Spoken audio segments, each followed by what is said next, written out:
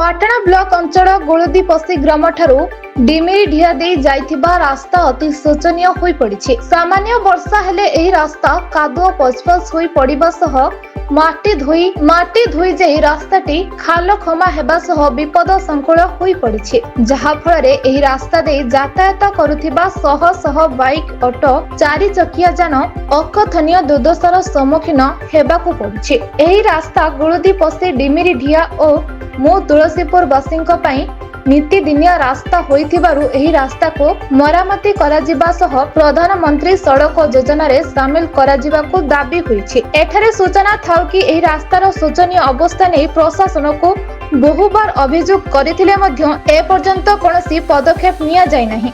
एथिप्रति तुरंत उपरिस्थ अधिकारी पदक्षेप न नेले उक्त रास्ता निर्माण न हेले जनसाधारण आंदोलन को उल्लाइबे बोली चेतावनी दैछन्ति। केन्दुझर जिल्लारू दशरथ बारिकଙ୍କ रिपोर्ट ब्लैक न्यूज ओडिया।